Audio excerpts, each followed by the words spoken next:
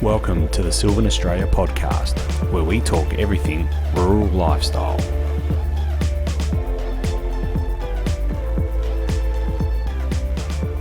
Welcome to another podcast from Silvan Australia. This week we're with Michael Frost, National Sales Manager for Selector. Michael, thanks for joining us. G'day, Nick. Michael, just give us a quick rundown on your role here at Silvan. No worries, Nick. Look, I look after a bit of the product development, predominantly sales, and look after some of our key customers at Silvan. Yeah. Look, tell us a little bit about this podcast. We're going to be talking about all things security, in particular security cameras on farm. Some time ago, we launched the security camera into the marketplace. How did you come to realise that this was such a topical product? Well, the way it started, Nick, was we started about 4 years ago with one camera, and it came about by customers who had purchased our diesel tanks, were complaining of diesel theft from around their farm, and we were introduced to this product through one of our suppliers, and we realised by placing a camera in a remote location, battery operated, they could take a photograph during the day or at night and understand where their diesel was going. Mm-hmm. Yep. Last month, the Weekly Times had reported an increase on farm theft. No doubt this has seen the rise of the product range. However, that aside, is there other applications we can use in the camera range? Oh, certainly. A lot of the cameras are used for wildlife tracking, wild dogs, pigs. They put them in areas where you're having problems with sheep and cattle. They're used as traffic management sometimes, where you want to know whether there's a lot of vehicles are going through a particular road, time and day. They're also used obviously in a security application, as we discussed, but it generally a lot of animal sort of issues. Mm-hmm. Yeah, we've seen an increase even in the building industry as well. Building theft is a huge problem, and we've seen a number of builders take on the product as well.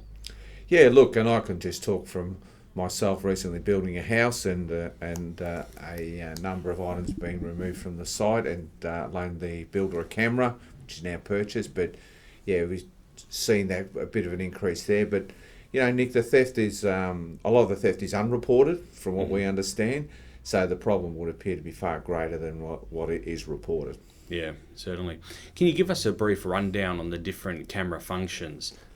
Look, to keep it simple, all of the cameras that we supply have a static photo type facility, and they also have video. So we start at the basic unit, which is battery operated, carries an SD card, records all the either the static images or the video, and then when you go to the camera, you remove it, and you can look at it on your PC.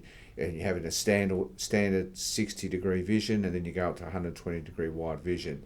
You then move up into a next level up is a 3G style camera, which has an aerial on it, and it connects to the mobile network, and that'll send you a signal to tell you the camera's been activated, and you can get into it and see what the images are. So there's a variety of features on them, but if you look at them, you would say that the standard things are that they take pictures, they take videos. Some you've got to take the pictures off it. Others you can you take it by your mobile phone. Mm. In all these applications, we cover most bases with having the ability to plug into mains power, but in the event of mains power not being available in the wireless range, we can do cameras with battery that are battery powered as well. Nick, all our cameras are battery operated initially, so you put AA batteries into them, and they've got a double battery pack in them. You can also run them off. We have a solar panel with a battery in them. They can be run off 240 volt, but they were predominantly originally designed to be remote applications. In our range, we also have a CCTV model, which is 240 volt, and will run 4 cameras off a Wi-Fi system. So if you've got a farmhouse with Wi-Fi or a shed with Wi-Fi, you can put a wireless camera up to 100 metres away, as long as you've got 240 volt power to run that camera. So we've got quite a diverse range to suit many different applications around farms, sheds, workshops, homes, etc. Mm. I know this next question is a bit generic, but are there any tips in terms of installation and where they should probably go? I probably shouldn't say it, Nick, but follow the instructions. But in all seriousness, if you follow the simple how to start guide with the cameras, they're very, very easy to set up. the most important thing we would say is use a good quality battery.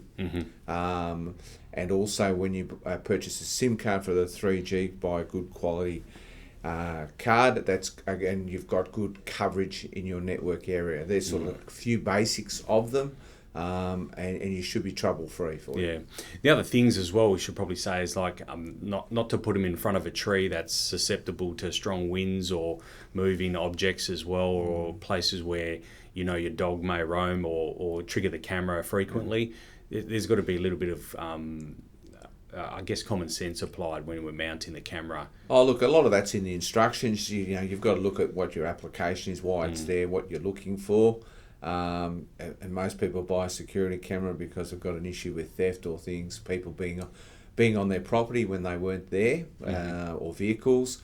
So you've got to pick a spot where the camera's going to get a shot, a picture, or a video without anything around it really going to activate it. You might get the dog walk past, that's okay, but as you say, Nick, you don't want other things around it that are triggering it off all the time. Yeah, and one of the other important things is, as terms of maintenance you've already mentioned, but the use of good quality batteries as well in the range that run AA batteries. So it's really important to be using good quality batteries, not something that's cheap or a lead acid or something that is susceptible to leakage. Yeah, and that's right. Look, it's like most things. Certainly in rural application, you've got to use good quality products. The batteries are really important, and we field many inquiries from via our dealers where customers are having problems, and in a lot of cases it is poor quality batteries that cause the problem. The camera, the important thing is the camera isn't active all the time, Nick. It sleeps, and then when it senses something, it has some activity, then it turns itself on and starts taking the photographs. It waits a period of time, and then it shuts itself down into a sleep mode, so it's not using the batteries up. So you get quite a life of the batteries depending on the settings that you set on the camera. Yeah, I know myself. I use the Securo 7 at home, and I that's the wireless one that plugs into mains power. But I have that in my backyard, and I sometimes use it to see if the kids are doing homework or not. And I'll yell out over the microphone and say, get to do your homework. What are some of the most unusual applications where you've seen a camera used?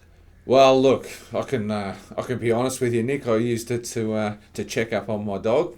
Yep. And to find out a few things he'd been up to during the day, which we couldn't answer when we were both off at work. So, and I'm sure other people use it for different things.